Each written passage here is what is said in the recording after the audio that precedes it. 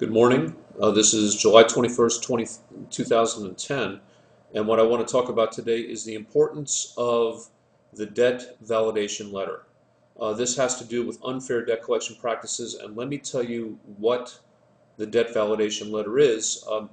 There's a lot of confusion out there, and what I want to do with this video is I want to try to clarify the confusion over what a debt validation letter is, and also what rights you have regarding the debt validation letter and how to use it and so forth and so on, and also what rights you don't have, because a lot of people think that a debt validation letter somehow excuses them from the debt.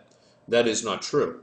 All right, what the law is, both in California and in the federal system, the law is that within 5 days after the initial contact by the debt collector basically has to send you a letter describing the amount of the debt owed, the original creditor, and so forth and so on. In short, they have to provide you with the information in writing by mail of what the debt is and what is owed. All right, that's what the debt collector has to do. Within 30 days after you get that information from the debt collector, you have the right under California law and under federal law to dispute the debt. You have to do it in writing. You can't go up and say, I don't owe this debt. It literally doesn't count in just about any law if you pick up the phone and say something over the phone, because you have no record of it. They may have a record of it. They may be recording the calls, but chances are they're not going to give it to you if the debt collector says anything stupid. So what you need to do is you need to put it in writing. It doesn't have to be a typewritten letter. It can be a handwritten letter.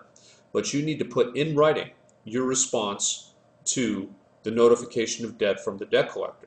That's what you need to do. You need to send it certified mail to the debt collector. And in the debt validation letter, in the dispute letter, you put down basically any reason you're disputing the debt. You don't owe the debt. You've already paid off the debt. They're charging you the wrong amount, like they're charging you $1,000 and you only owe $100. Whatever the reason is, you have the right to dispute the debt. If you dispute the debt, what they're supposed to do is the debt collector is supposed to validate the debt. Now, let me tell you about the validation. A lot of debt collectors, I think, they intentionally skimp on the validation requirement. The validation requirement is that the debt collector has to get the backup documentation showing that you owe the debt. That's what the debt collector has to do. A lot of times I see a lot of debt collectors, what they'll do is the only information, the only document they have about your debt is some computer screen that shows that you owe the debt, which they got from God knows where, from the creditor, from some bank, from somewhere. They can't even tell you where they got it. A lot of times they cannot even tell you where they got the information on the computer screen. You understand that debt collectors buy these big portfolios of debts. The debts, it doesn't come with a little folder, for John Jones, for you, for your debt. It's just basically, a computer batch of these debts, a computerized batch of these debts that they buy, and then they try to start collecting on them.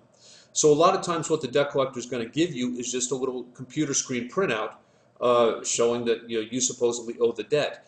If that's all they give you, that is not debt validation, and if that's all they can provide you, that right there is a violation of the unfair debt collection laws. And that's what you need to know. You have requested validation of the debt. You want the original documents from the creditor, the bank, the furniture company, the credit card company, whatever. You want the original documents from the original creditor showing that you owe the debt. That's what you specifically request when you send in your debt validation letter, and that's what you deserve. If they just give you some little computer screen printout showing that you owe the debt, that is not debt validation. And if that's all that they can give you, they have violated the federal and the state Fair Debt Collection Practices Act. Now, the debt validation letter that you send to the debt collector, you've got to send it certified mail.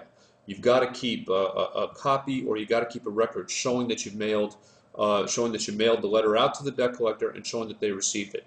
Obviously, keep a copy of the letter for yourself. After you send that letter and after the debt collector receives it, for 30 days, they're not supposed to be collecting on that debt at all, other than getting the information to validate your debt. Now, if they get the information that validates your debt and give it to you after 25 days, or send it to you after 25 days, then they're allowed to start collecting again. But generally, most debt collectors recognize that there's a 30-day period that they're not supposed to be collecting a debt if you send in a debt validation letter. Now, what that means and what that does not mean. That does not mean that you don't owe the debt. It does not mean that the debt collector is going to stop trying to collect the debt. You just have basically a 30-day period of silence during which the debt collector is supposed to be gathering the information for you, validating the debt. That's what the 30-day period is. We have a lot of consumers, a lot of people who come in and they say, well, if we send in the debt validation letter, they think that the debt collector doesn't have a right to collect on the debt anymore. That's not accurate, and that is not the role and the function of the debt validation letter. The debt validation letter is basically you telling the debt collector that you disagree with the debt that they're trying to collect against you. And don't just disagree because you feel like it. Disagree for a good reason. Again, one of the things in my office is if someone owes a debt, we don't deny it. But that still doesn't give any debt collector the right to do unfair debt collection practices. A lot of times the disagreement may be the amount of the debt. You know, you'll get a debt collector sending you notice that they're trying to collect $5,000 when you only owe $250. We'll send a letter to the debt collector saying, I only owe $250. That's a perfectly valid, perfectly reasonable challenge to the debt, and you're allowed to make it.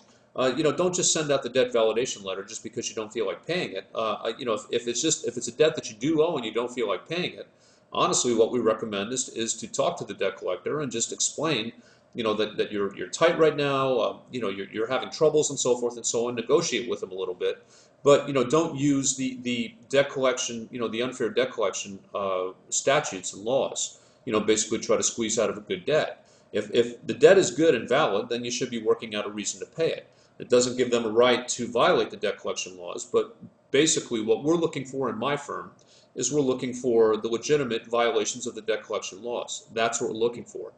Now, the debt collection letter, it becomes important later on in your unfair debt collection practices lawsuit, because if you send out the letter requesting verification and they don't send you, you know, validation or verification of the debt, that's a violation of the debt collection laws.